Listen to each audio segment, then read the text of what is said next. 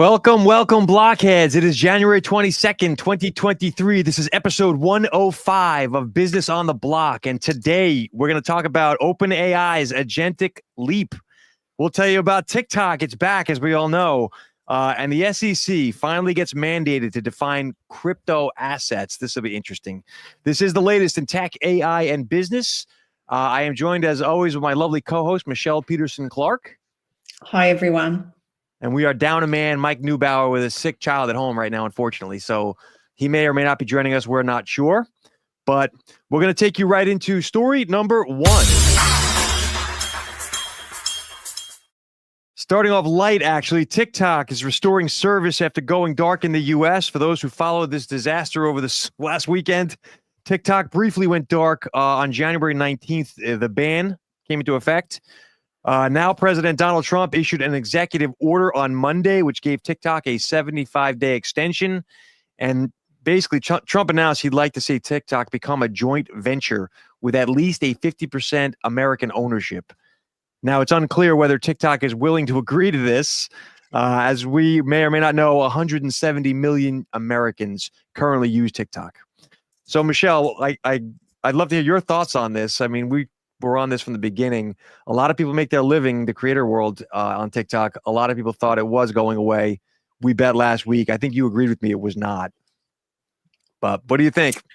Yeah, well, obviously it is. Now, if I, am up with my, however many 59, signed, what do they call them?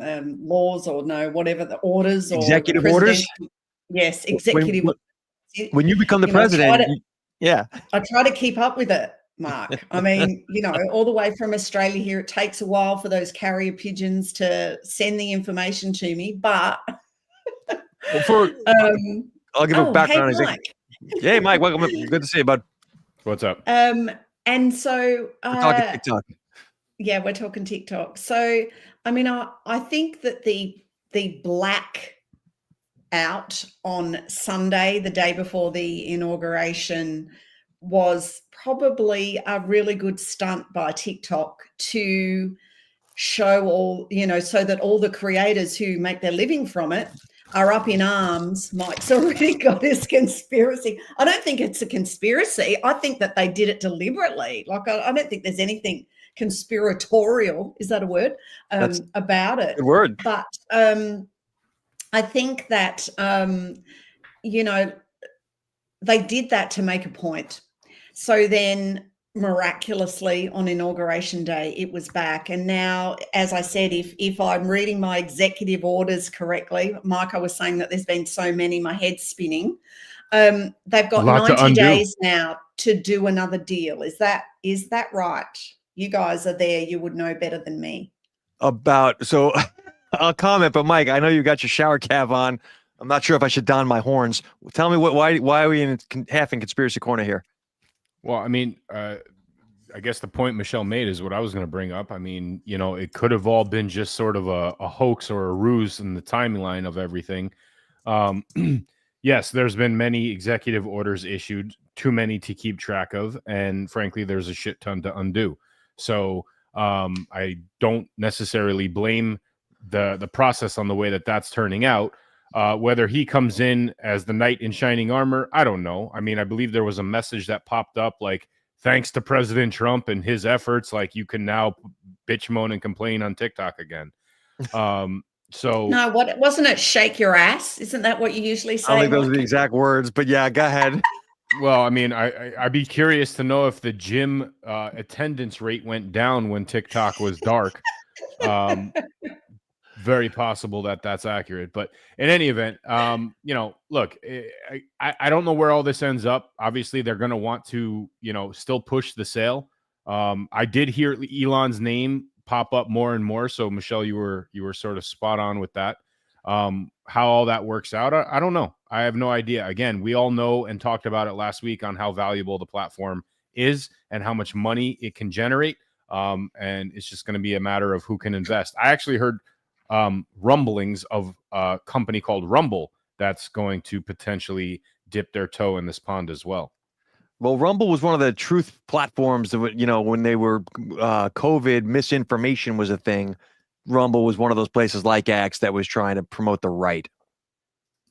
So I guess not necessarily. I think what they were mostly pissed about was or their users were pissed was that they were getting banned off of YouTube for posting, vaccine misinformation and all sorts of stuff like that. So, you can call it the right, or you can call it just being that's in a the fair right. point. No, I'm actually going to reframe that. It's because freedom of speech is what they were for.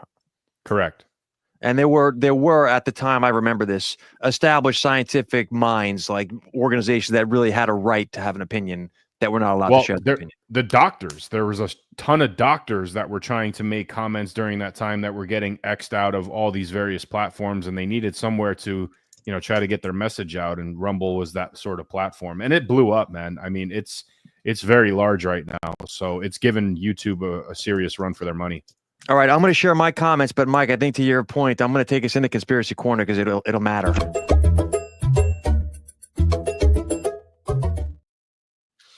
All Oh, right. you caught me on the hop there. We roll with the punches on this show. For those who don't know, TikTok CEO did attend the Trump inauguration on Monday. That's not the conspiracy. Here's the conspiracy.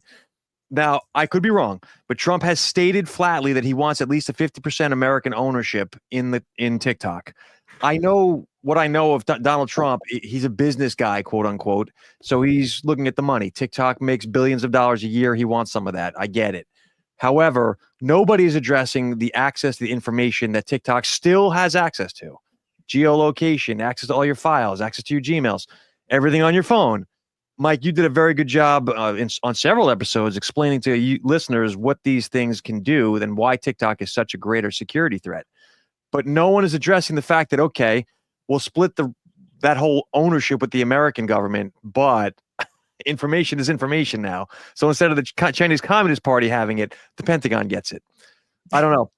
I don't like that hasn't even been addressed as a topic yet. But doesn't the Pentagon already have it? I mean, probably. If I had to guess, the NSA does what they do. But the point is, no one is saying, the reason that TikTok was shut down was because of the security threat. So if we split ownership of it, that still doesn't address the security threat. Well, first of all, is splitting ownership. It's not going to be government and government, right? It's going to be a private entity here that would potentially own 50 or hopefully own 50% more. At which point they would have sort of decision-making power on where that data is sent and lives. I'm sure Mark Zuckerberg is trustworthy. Look, I'm not suggesting it's him or anybody of his caliber, because we've all known and seen what they've done with data in the past. And this is going to be no different. The only difference is that it has a ton more invasive features embedded in its source code. And most of that is actually being able to calculate and segment different components of use outside of the app itself, which is bonkers when you think of it. Just the fact that it's on your phone, it has the right to access certain things. You've given it permissions when you check the I accept all box that nobody reads. So yes, I agree with you. It's just basically taking the same problem and putting it in someone else's hands. But because I guess it's on this side of the pond, it makes it better. I mean, you bring up a valid point. That's my concern. Michelle, what do you think of this? Look, I think that anyone that has an online presence these days, whether you read the terms and conditions or you ask for it to be private or whatever, gives up a proportion, and in some cases for some people, a lot of information about themselves. I don't think that this is any different. I don't, I think that we have been programmed in our lives, being brought up, and certainly like my parents' generation, to fear other countries that aren't like ourselves. And that's, the Reds under the bed thing was a big thing in Australia back in, in the day. And there's still a lot of fear around that. Whether they would or wouldn't do anything, I don't know. But I don't think that they necessarily know any more about us than our own governments do. I just don't like the. Go ahead, Mike. I don't think it's a matter of gathering information anymore. We voluntarily give that information all day, every day on other platforms. It's very easy to see what Mike, we yes and are.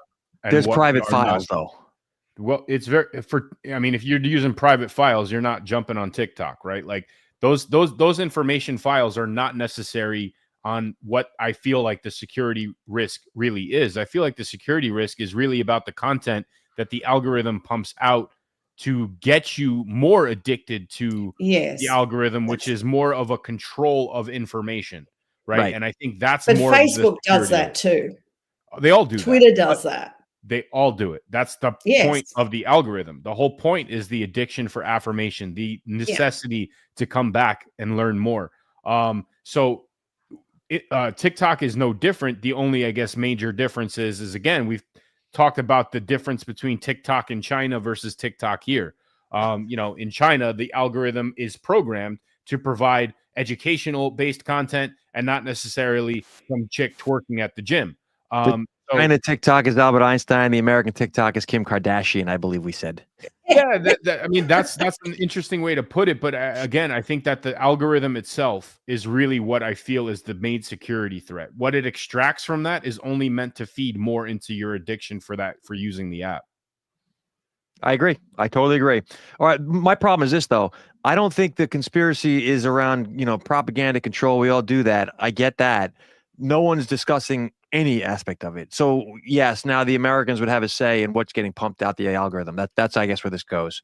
We'll see. I think there's a known problem here and no one's talking about it. And I don't just mean TikTok. Yeah. All right. I'll take us out of conspiracy corner. We can remove our headgear.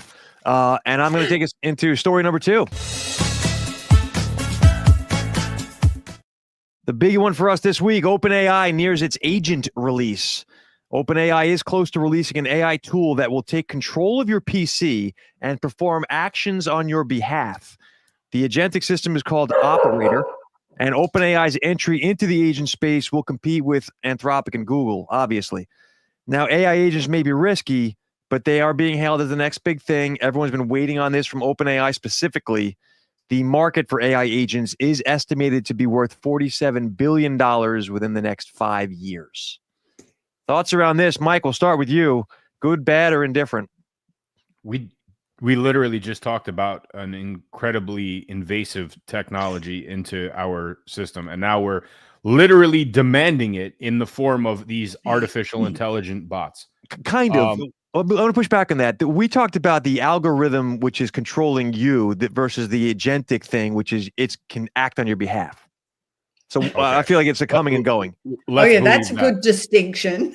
Okay, hang on. Let me jump back in here. Okay, so let's pretend for a second at this point. Let's pretend for 1 second that what you said actually in some like hell on earth scenario is plausible, right? Like it snowed in Florida today, so I guess anything is possible. Yes. But if you think for 2 seconds that this is going to only work on our individual behalf and not feed some monster machine, man, I got a bridge to sell you, buddy. You're talking about the agentic thing. It depends, Mike. If it's open source, if I can pull it off, private LLMs, that kind of thing, I'm okay with that. So this sort of aligns with one of your predictions from the beginning of the year about how this type of tool could be used in content generation, right? Yeah. And, automating that, hey, it's Mark, let's go grab a beer, type of personalized relationship that you can establish with customers. Again, working on your behalf, but still sitting within the confines of a computer program. And this is where I think that there's going to be a lot of, this is going to ultimately create the next press 1 for English, press 9 for some random language you never heard. The frustration levels behind all of this are not going to establish relationships. It's going to push people deeper and deeper into their own silos. I actually agree with that second part. Yes. Michelle, what do you think about this? Is Mike crazy? No, I agree with him about that. Shock horror. interestingly, have been having discussions with a client that I am working with about using AI agents or looking at ways AI agents can be used within the ecosystem that they're in. And since that conversation, all this stuff has come out. There's been like 3 or 4 stories that I've seen in the 2 weeks, which has been a really interesting thing. Whether or not they've been listening to or reading our conversations, I don't know. Excuse me. But it's thin end of the wedge stuff. Like, I mean, it's all very well to create a persona on your chat GPT, client, but this, like when you actually read this story, and there's been others that I've read as well, the types of things that the agent can do. It's not that you're saying I'm using AI to do this. These agents are you. And like you create them, in your own being, kind of thing. Like I think it's, and I agree with Mike. I think that we don't know who's, once again, behind the curtain, pulling the strings, who's going to be collecting the information. What are they going to do with it is probably the biggest question that we may have. And while we will be sold the story that this is going to revolutionize our lives and change our lives and the way we do things or whatever, it just all adds, doesn't it, to the disconnect stuff. And I agree with Mike and you on that it will just further isolate and alienate people from each other. And eventually there's going to be some kind of a apocalyptic collapse because of that. Apocalyptic collapse. We're not in the predictions era right now, our episode, but I do agree with 3 points here. Number one, I think the creators are going to swarm to this thing, right? It's going to be, everyone's going to do exactly what you said. I don't need to create my content, Mike, as you explained it. I can avatar my way out of all the work I should be doing. And it's not going to work, but they're going to do that. Number two, corporates are going to lay off all the employees, right? Klarna, we've already seen how this is going to go. So that's already started. But most importantly, to your last point, Michelle, there's going to be some disastrous off the rails financial calamity because this thing's going to do something it shouldn't on behalf of someone it has authority to act on behalf of, who has the money and funding and whatever. And there'll be some company. I was on Wall Street when a company named Knight went offline. They had a $400 million fat finger error from algorithmic thing. The company went bankrupt. They're gone. So my point is, something will happen when an agent does something it shouldn't because it has no guardrails. So until that happens, this conversation the 3 of us are having right now will not be held in the public discourse. And then after there's that disaster, and that'll take within 2 years to happen, then yes, people are going to be like, wait a minute, what are these things? Well, we've seen this play out before on the more simplistic model, right? With chatbots, right? We talked about that Air Canada construct where it was providing misinformation, acting on behalf of the entity. The entity had no idea what information was being provided and ended up losing because they actually engaged this particular software in an effort to act on their behalf. And then therefore they're taking the responsibility and the liability for that. But to save employing people. That too. But like, again, think about the security risks behind all of this. That's what I'm thinking. Yep. Right. Yeah. So like, what does it take for you to hack into somebody's agent on their computer and plant all sorts of different files, or instruct the agent to plant all sorts of different files that shouldn't be there? Right? Oh, yeah. And who's to say that you can build multiple agents on multiple systems to act in various ways so that they counter? This is a disaster waiting to happen because, again, to your point, Mark, it's going to take that black eye to get it into the public discourse. Do we want that robot from the Jetsons that's just going to serve us all the time? Yes, of course. I say it every episode. We want the app that makes people waffles. But this is not an app, man. This is an entire network. This is an entire, this is literally why the Matrix was created. Is it bad that I know that her name was Rosie from the Jetsons? No, we all know Rosie. But what about when all the agents get together and work with each other? What about that? Well, to overthrow their human conspiracy hats.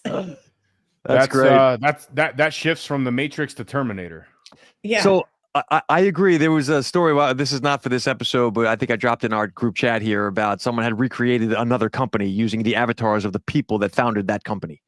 And that meant like you can avatar clone entire peoples of companies. So I'll create my Elon Musk, or my Sheryl Sandberg and my Mark Zuckerberg, and I'll just make my new Facebook. So that's, I think that we're not there yet. We'll get there. But to your point, Mike, there's going to be, you guys remember when years ago, someone's social media got taken over, right? There was, my Twitter got hacked and tweets were going out on behalf of some politician. It wasn't really them. It was the end of the world. It's going to be that, right? And you're going to see things like Nancy Pelosi making winning stock trades. I'm kidding, Mike. But there's going to be. What about if the AI agent decides to sell all the Federal Reserve Bitcoin and it drops to $5 again? I mean, it's in the realm of plausibility now that something crazy like that could happen. If agentic workflow is not like you do something, it sets off a security alarm, and then they shut it down. That's not how it works anymore. Yeah. Well, we also have the ability to manipulate the markets using these things too, right? So you can train them to buy, and then ultimately have one of them that just sells. And, it's leveraging itself in order to manipulate the overall market. You know what, Mike? You got me thinking now. If I were to create an agent and said to it, do whatever you need to do to make money in the stock market, and give it no parameters, and I don't explicitly tell it to insider trade and do illegal stuff, but it figures out that that's the way to make the money. And I can plausibly deny. I can be like, yeah, I had no idea, it went off the rails. Meanwhile, the money's raking in. Again, so the oops, I'm sorry, officer, I didn't know I couldn't speed. That excuse doesn't really fly when it comes to these things. And we saw that model play out, at least at the corporate level, with that example we discussed earlier and on past episodes. But, again, all it's going to take is one person to get away with the oops, I didn't know, and then they blame whatever that agent company is for not having the proper guardrails in place. And before you know it, the floodgates open. Everybody and their mother is just going to pin the blame and the liability on these little agent bots to do their bidding for them. All right. Well, I want to make a comment that is not conspiracy, so I'm removing my horns. I did have a piece on LinkedIn a while back, or maybe a couple weeks ago, around agentic workflows. I think this is the year of agentic workflow. I think 2025, we're going to see these things, whether it's from OpenAI or not. People are already building them. They work. You're going to see people building companies with agents for employees. And I think it was Klarna who said we're doing the work of 700 employees with these agentic workflows, so we don't need to hire anymore. Right. And as people, the attrition naturally of people leaving their company, 20% a year is what the guy said. They can get this company down to 20 employees in time. And so I think that this is going to be the future of income generation. Call it creator economy, call it corporate. Well, the problem with that is if you keep firing everybody and replacing them with bots in order to run your business more efficiently, nobody's going to have money to participate in the product or service that your business creates. To buy it. Unless I take my extra free time because I've been canned and I build my agents and I launch my company. Now you're going up against this established entity with an established marketplace presence and now a more efficient way of doing their business. But isn't that what capitalism and competition is always that? I understand, but I feel like this is being done at a scale we've never seen before. Agreed. Like there was the shoe repairman industry disappeared almost overnight when I guess foreign trade began to be a big thing with respect to shoes. But the truth is that didn't hurt as many people as it's going to hurt with all this. I agree with there's going to be carnage, Mike, but I've said this many times in this program. I think we're going to see the birth of a forced entrepreneurship underclass. Well, I think that, again, if we think of these things as tools, right, and, the entrepreneurship is sort of like the nucleus where they won't be able to touch, right, because the entrepreneur model, the whole point of it is creativity, drive, all the things that make human with respect to work. When these tools are utilized in the capacity of being a tool and not a replacement mechanism, it helps the entrepreneur sort of achieve some of the day-to-day tasks much more efficiently and therefore focus on actually running their business. So, for example, if 2 episodes, 20 episodes, 200 episodes from now, we discuss a bookkeeping AI tool that has been developed, that's completely secure, that links with all expenses and the bank accounts, and is able to calculate and in real time all of the predictive tax component. That eliminates an entire industry sector of work, right? Yeah. All those people, all those bookkeepers, all those accountants, they're all out on their ass. Now, they can sit here and claim that they're a consultant and help guide other companies using this tool. But before you know it, it's going to be the Windows. It's going to be the cell phones. Everybody's going to have that in order to keep up with the way that the flow of the business is operating. So what happens to all those people? Do they go out and they start their own version of an accounting company that leverages that tool for people who don't know about it yet?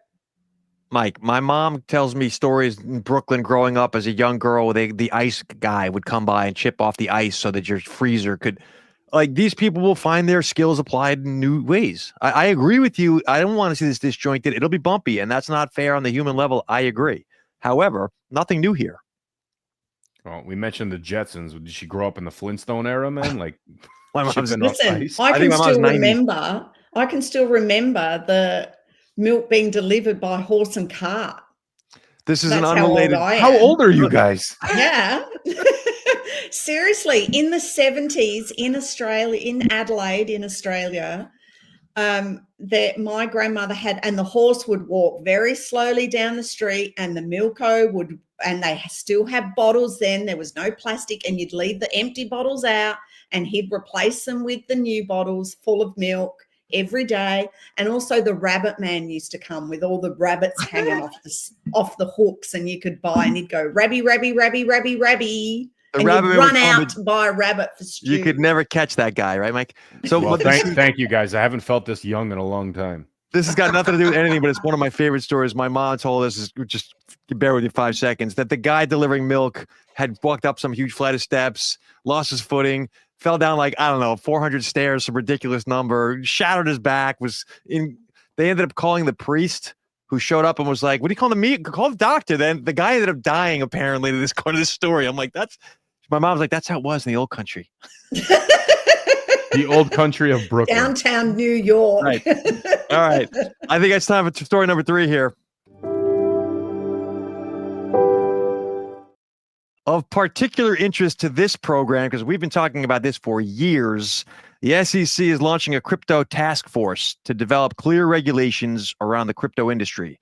Specifically, this crypto task force has been mandated with finding a clear regulatory framework for defining what is a crypto asset. The panel will address issues regarding the registration of coins, tokens, and securities. And as you may remember, campaigning almost President Trump promised a crypto-friendly administration. Seems to be happening. For those who aren't aware, the addressable market here, crypto is estimated to be a $3.7 trillion industry. That is a T. And just for comparison, the AI business is like half that. So this is a big deal. This is the money and banking sector. We'll start with you, Michelle. What do you think on this? So, I mean, as you said, we have been saying for probably almost every episode since the beginning of when we were doing these episodes that the US needs to develop a position on this. Otherwise, they're going to be left behind. And we kind of have seen that sort of thing happen over the last 2.5, 3 years. I think this is a good thing if a position is actually developed. I mean, successive administrations and, the Trump administration, number one, didn't get to that point. He wasn't as pro crypto then, but he is now. And so I think that if they actually come up with a position that does make it clear and does put in some regulations or guidelines or something so that people know if they're in the US and they're dealing with these sorts of things, they have some certainty about that until, I guess, the next administration comes in. I don't know. Interesting. But I think that, if this had been done previously and there was some guardrails or guidelines or whatever, then Binance wouldn't have exited the US after being prosecuted, I guess. Very good point. Mike, this is close to home for you. I know. What are your thoughts on this? Well, I mean, again, it's a decentralized and deregulated technology. The technology on what it can provide, we've said it in multiple different examples. It could be utilized as a security, it could be utilized as a currency, but it doesn't need to fit in one bucket or the other. And I hope that that's what this task force is, the conclusion of this task force is really intended to do. Now, I'm not going to sit here and advocate for government regulation on anything. Again, I think that they are the bane of most of the problems that we ever experience. But I think that having sort of a clear set of rules allows the football game to be played fairly, right? I mean, if you don't have that, it's just chaos in a backyard street brawl, and it usually ends with somebody with a tire iron. I think that, obviously this hits a little bit closer to home for somebody like Trump, who recently launched his own crypto coin, as well as his wife. So, and that, that blew up, came back down to earth, sort of stagnant at this point. But I think that in the grand scheme of it, I think that when we look back 10, 15, 20 years from now, if this does what it's intending to do, we're going to understand why at that point, crypto is actually a prominent medium of exchange in the marketplace. Yeah. And I think that with that sort of regulation or that guardrail in place, the ability to track it, to tax it, to feel confident for companies to take it as an exchange mechanism for their products or services, we're going to start seeing possibly the insertion of these hardware digital wallet applications that we keep talking about on smartphones, because crypto is going to be an option to pay at a vending machine or to pay at the grocery store. Now that this sort of at least has some definitive stakes in the ground on what you can and can't do with it. So I agree with you on that one, Mike. I think that there's the banking sector wants in on crypto, and the government then has to be able to tax it.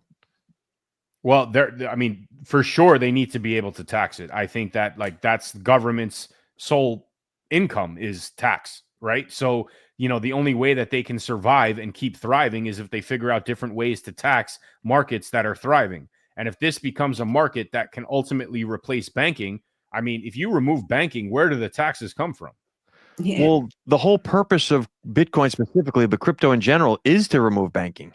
I understand, but once again, we're talking about two totally different mechanisms. We've said this several times. If we're going to compare the banking system to what crypto is, Bitcoin is your savings account, right? Yes. I'm talking about some of these other tokens, some of these other coins, including, let's just use Trump as an example. Why can't you exchange 100 Trump tokens to go spend a weekend at Mar-a-Lago, right? Because I agree with you, but because it's not the legal tender of the United States of America. I understand that, but I can go trade a loaf of bread with somebody down the street for 5 G.I. Joes if I want. But it's also not the legal tender of the United States of America. I understand that. But my point is that with clear regulation, there could be that opportunity to legally and track the ability for crypto to be exchanged for goods and services. You just put your finger on it. Ultimately, over time, everybody can have their own token. And what's the beauty part about crypto? You can exchange token for token in an effort in order to, transact in whatever chain or whatever entity you're involved in, right? So I own 20 Walmart tokens, but I'm going to Target. Well, I can then exchange my Walmart tokens into Target tokens and make the transaction and purchase at Target, right? You can do all these things on the fly. It's not like the banking system where you cannot, buy AT&T stock with your Disney stock. You have to exchange it first. These you can easily change piece by piece. Mike, you're describing a situation where every person or organization would have their own currency, basically, and that invents the banking system again. You need to have to track that, tax that. You have to be able to store the value of that, accounting for that. This is a whole new world of money to be made in servicing all of this back and forth. It's monopoly money, right? Yeah, You're exchanging real money for monopoly money. I was going to say, if I create my own coin, like who's to say what it's worth compared to Trump coin, for example? We can. Well, we can create our own coin right now. The market says what it's worth. That is correct too. But we can also delineate what the value of our coin is ourselves, creating liquidity pools which back it to other coins. So you envision a world of everyone running their own wallets and banking privately. Trump did not launch his own blockchain. He backed his coin to Solana, right? Trump went up, Solana went up. If Solana dies tomorrow, there's no more Trump coin. This is exactly what we experienced 2.5 years ago. I was just going to say that. On a much smaller scale. But the problem with that system, the former system, is that everybody was pulling from the same source. And once the source died, everybody died with it. Right. So you're talking about there needs to be a marketplace that's trusted. But God, this is going to open the doors for a Binance or a Coinbase. I can totally see this. Sure. But it creates a marketplace similar to the banking system that is currently in place now, which requires a Wall Street in order for that to continuously buy and sell various assets. Why can't there be a similar type system set up for crypto? Not necessarily to compete with it, but to complement it. Didn't we want to get away from this? I'm not saying centralize it, but it gives more flexibility for entities and companies to be more creative in their consumer and capitalistic approaches to things. I just gave you an example of Walmart and Target. Why can't they do a collaboration amongst themselves with their various coins? Yeah. Today, you get 2 Target coins for every Walmart coin. During major events here, like sporting events or, big things, there's this particular ad that comes out and it's like a roadside stand where he's got tomatoes and say strawberries or something like that. And a car pulls up, as you do when you want something from the roadside people, and he gets out and he gets out some cash, I think. And the guy's got a sign written on like a piece of cardboard that says crypto only. And so the guy's like, oh, can I have, hands like puts out the $20 or whatever it is to buy some of the goods. And the guy goes, sorry, mate, crypto only. I think it's a Coinbase ad. That's great. For one of the exchanges. But, every time that comes on, I always have a bit of a chuckle to myself about the fact that, and I always think of Bitcoin pizza.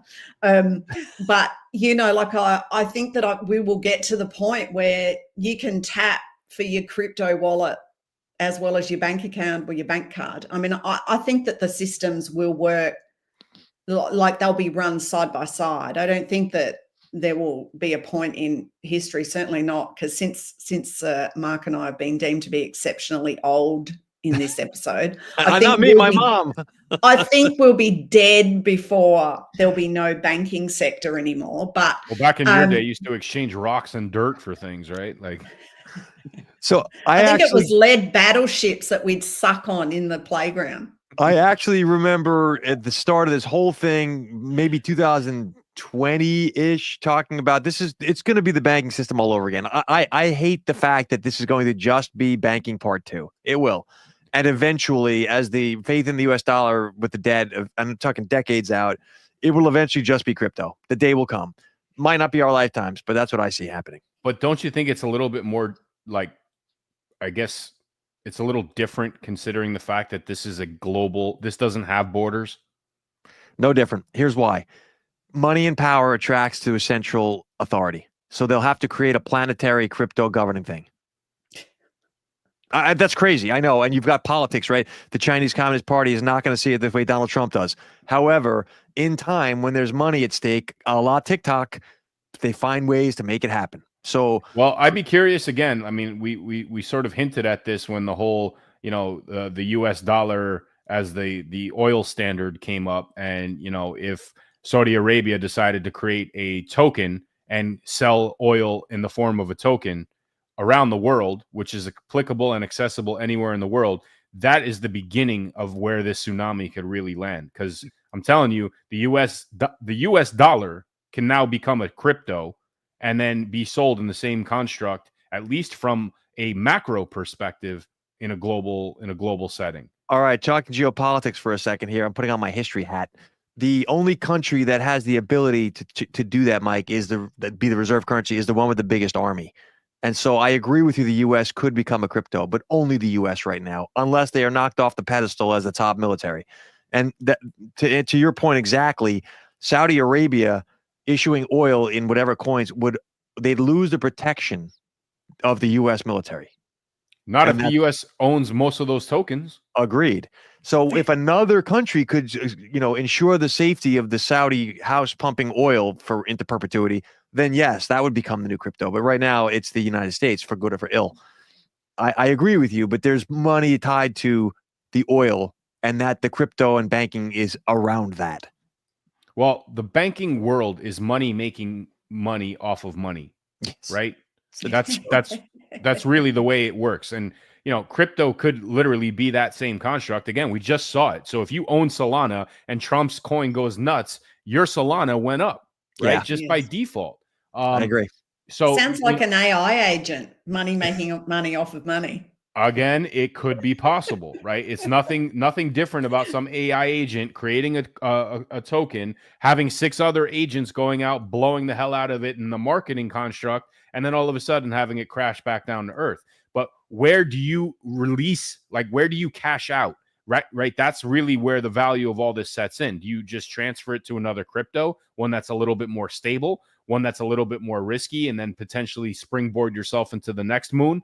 I don't know. But the bottom line is the ability to do it is really where the technology is sort of set in place. And if he's going to set regulation behind it and set a different set of guardrails that separate it from an asset, from a security or a currency, and create some separate hybrid with some separate set of regulations, then we'll know what we can and can't do with it. So, Mike, to build on that comment, you just described crypto strategy, right, as an asset. And I agree with you. That doesn't exist right now. For the most part, some firms on Wall Street are thinking that way, but most people are not. You're now talking about all those folks that get displaced by AI. Crypto strategist isn't a thing right now, but it will be, because the way Michelle, content strategy wasn't a thing, and then it was. Right now, crypto strategy is about to become, if this is an official industry and the banks are okay with it and no one's getting prosecuted and Wall Street rushes into it, you now suddenly have every person has to manage their crypto approach the way they do their personal finances. Yes, everybody becomes a prompt engineer overnight once AI is released. Speaking of prompt engineering, I'm going to take us into the speed round, if that's okay. Michelle, final comments on this story? No. All right. Here we go. President Trump has highlighted the partnership investing $500 billion into AI data centers. Trump has outlined the joint venture for building data centers and infrastructure tied to AI. This is specifically a partnership between OpenAI, Oracle, and SoftBank. This new entity, Stargate, which is actually not brand new, it's been around since the Biden days, but they're going to be building out data centers. They're at 10 so far. They are estimating the electricity generation needed to develop AI, specifically in Texas. So this is America's hub right now, or as Trump foresees it, of the AI infrastructure build out. Thoughts around this one? Mike, we'll start with you. Is this good or bad? Do we need to worry about this, or is this a good thing? First of all, I'm very impressed that you are picking up on my cues on when to segue to the next story. So kudos to that. We get better as we go. Look, I think that this is another giant step forward in the U.S. being a bigger player in the sandbox. Texas being, the energy sector of the country, one of the major energy sectors of the country. It's a great place to start with it. When I see the term partnership and government, that always brings up a lot of questions. The one thing that I feel like they missed the mark on with all this is that they're building these quote unquote data centers when we have the infrastructure that we harp on every episode here on this show, which is the blockchain, right? Like you have this infrastructure in place, a whole different set of parameters and technology that don't require that infrastructure in place with the server farms and all of these different warehouses that are just designed to store data, yet have the security implications of, similar to the White House. So I feel like they sort of missed the mark on that one. But again, we're talking about investments into the source of being able to continuously advance AI. And frankly, all of that is right now is energy. Michelle, what are your thoughts on this partnership? So, I think once again, it's a step in the direction of putting some certainty in an uncertain world around AI, blockchain, all of that. I think that if they work or get some feed ideas from the crypto task force, then what Mike's saying is right. They would be stupid if they didn't consider how they can use blockchain in terms of the infrastructure for this stuff. I mean, we've talked about other, we've had other stories on last year about Microsoft and Amazon building, setting up or reinvigorating nuclear power plants so that they can, generate the level of power they need that they think going forward. So this is kind of a bit of an extension of that, isn't it? They're going to look at how they use that as well.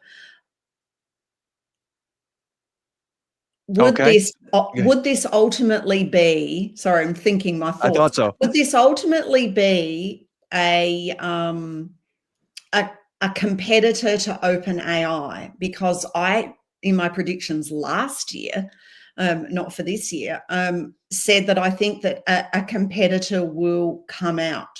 Now, OpenAI are obviously a partner in this deal, but, would this become the thing that is the biggest AI player over the next few years? I mean, that is something that I'm probably a bit more interested in. My opinion on that answer, and then I want to address Mike's blockchain point. I think this thing more as the infrastructure network, a la social media, versus the actual company like a Facebook. Right. OpenAI, I think this is just about who controls the distribution of the thing. Mike, to your point, blockchain is the right answer, and they'll get there. But right now, it's still thought of as a decentralized thing. And I know you can have centralized blockchains. This organizational effort, let's call it, has to be centralized because it's run by the government. So that's why they're not looking at blockchain, in my opinion. That's just a thought. I could be wrong. I think you are wrong because it's government, it should be, available, transparent in the form of something like a blockchain. Are you asking for the government effort to be blockchain so it's transparent, decentralized, and not controlled by the central authority? Yes. That's exactly what I'm asking my government to do. Hang on. Yeah, I mean, really, I'm going to sell you back the bridge that you just sold me. Yeah, I suppose. I will say this, though, in the non-conspiracy thing, I do think it's a good sign. And I'm not being funny. The fact that Trump is not nailing it right out of the gate, yes, I agree with you, Mike. But I do think, I mean, this is more than we've seen.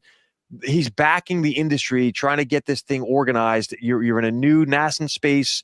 It's a disparate effort from every company. Michelle, to your point, every major tech one is trying to buy a nuclear power plant or build one. And so everyone's short on the energy demands. Trump realizes this. It reminds me of when the United States first put together the Transcontinental Railroad or AT&T. Were you around for that too? I remember the horse and wagon. So my point is, this is better to have the government try to organize this crap and have them nail down all the telephone poles we're going to need across the country rather than every town trying to build their own.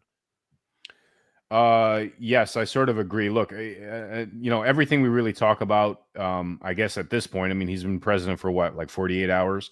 So, he's been president for 48 executive orders. 250 executive orders. But everything I've seen, I don't know. I'm just exaggerating. So everything that I've seen so far is really an indicator that he understands that we're sort of evolving into this new world of technology. And I think that, like him, hate him, whatever your opinion is about the guy, he's trying to figure out a way to make the United States a prominent player in this new tech development. And, some countries are going to push back because they've been playing in this sandbox the whole time. Right. And I think that ultimately with the backing, you can call it military, you can call it financial, whatever it is, the U.S. is going to bully their way in, and they're going to create hubs that have not only the consumer market at their disposal, but I think that it's also going to create jobs, create opportunities, not just in the direct field, but also in the alternative. If we're creating energy demands, that means more energy jobs become available, more energy opportunities become available. There's a higher demand for it. Now we're a net exporter of this energy to feed some of these other countries around the world who are also playing in the same technological sandbox. I want to just change topics real fast. The executive orders in the United States, for those, because we do have international listeners, the executive order has been around since 1907. For those who don't know, it became popularized during the wars, World War I, World War II. And when Congress takes too long to authorize things, the president can use an executive order for a limited time. So I think Biden had 160 he did in the course of his time. Trump's done probably half a dozen so far. So this is not as crazy as people think. However, back on topic, Mike, I agree with you. I think that the infrastructure needs are well known, and this bodes well because what the United States does, again, for good or ill, is oftentimes imitated later in other parts of the world. And I think we need an international effort here to support. AI is an international thing, same as blockchain. It's time for the world to get its arms around this because this is a technology that could really help the human situation. And I think a couple of things. The project was started last year, so it's being highlighted by the president. It wasn't an announcement, but it looked like He's claiming an announcement. It walked like a duck and it quacked like a duck. Therefore, was it a duck? The international partner in this is Masayoshi Son from SoftBank, which, if you've watched the WeWork documentary on Netflix, you would know about his famous huge investment in that did not turn out well for him. So it's interesting that this is probably one of his most high-profile investments coming out to say that this is what he's doing in America again. And just before the election, he did a bunch of money in Trump's campaign. So those two are buddies. Yeah. And Mike, sorry, can you just go back to the photo for a sec, to the top of the article for 1 second, if that's possible? And, since I'm female, and females tend to get, a lot of flack about things on broadcast and on social media about what they wear and stuff. Two things about the photo of the four gentlemen at the announcement. The first one is, when we saw it on the news, my husband said to me, "Who's the kid with Trump?" And I said, "That's Sam Altman." No, is it? Yeah. I can't even tell. On the far right is Sam Altman. Yeah, you don't recognize him without his car? Yeah. Compared to the other three, he's a fair bit younger. And guys, tell me, him and Larry Ellison, since when did having your pants too long become a fashion statement? Because women get talked about with their fashion all the time. So I want to know when it was that guys decided they didn't need to take their pants up anymore to fit. I think men in fashion is an old saw. Like, we don't ever claim that we know what we're talking about when we get dressed. When you were making the women comment, I thought you were going into the driving world. I was like, uh-oh. No. No. Fashion. All right. I want to run us through the quick recap of what we did this week, the big stories that we hit. Story number 1 was TikTok restores service after going dark in the U.S. Story 2, OpenAI nears its agent release. Story 3 was the SEC's crypto task force for new regulations around crypto. And in the speed round, we touched just now on Trump highlighting a partnership on the AI infrastructure needs. So, Mike, we'll start with you. What do you think is the biggest story we need to know? What's the one that hit you the most? That fact that you were around in 1907 for the first executive order. No, TikTok. This is actually really Marc AI agent. This isn't the real Marc. This is the Marc created from the 1907 Marc. Oh God, these clones aren't going to age. I just thought of that. That's another episode. Keep going. Yeah. So TikTok, I don't care. I'm glad that the gyms have their ass shakers back. The agent release, this is something we really need to keep a close eye on, particularly with security implications. Don't be the first guy at the Apple store to buy the new iPhone on that one. They're already out though. Yeah, but not necessarily at the scale that we would need to have those storylines hit. The SEC and the crypto, I really feel like that's the first major step in an effort to create crypto as a prominent medium of exchange in your day-to-day, which again will lead to our prediction of digital wallets and hardware, whether it's watches or phones or a combination of the both. And Trump doing what Trump does. And, I hope it creates the U.S. into a very prosperous, tech giant that, competes at the global level with some of these new toys that are available. Michelle, what's the big takeaways from the stories we saw? So I agree. I think the SEC story about the crypto task force is the biggest. Regular viewers would know my thoughts about before the president was elected, but I'm also a pragmatist. And so he's here and things will happen. And I'm probably in some ways, it's a bit delightful because we will have more crypto, blockchain, meme coin and AI stories this year to talk about because of it. So Trump being elected has guaranteed that business on the block's got a 4-year run. That's what I say. We're well in. We've got a couple years under our belt already. The big takeaway for me, believe it or not, AI agents. I'm really thinking, number one, it's going to drive entrepreneurship. People can now hire without having to hire. And number two, more interestingly for this show, we all have a pretty good sense of how the SEC regulations thing is going to play out, right? It's an idea whose time has come. Crypto assets are here. Like I know, or at least I believe I know, that that's just going to develop. I really don't have a good vision right now on what this AI agent thing is going to develop into, because it could be disastrous. It could be great. And so to me, that's the most interesting story that we hit this week. And the one that I really feel in 2025 at the end of the year will have been the most impactful. All right. We'll see what happens. I want to thank everyone for listening. Special shout out to the Bolt Nation. We come to you every week, Wednesday at 4:30 p.m. Eastern time. Michelle, want to translate that for us? It's 8:30 a.m. the next day in Australia. We are your source for here.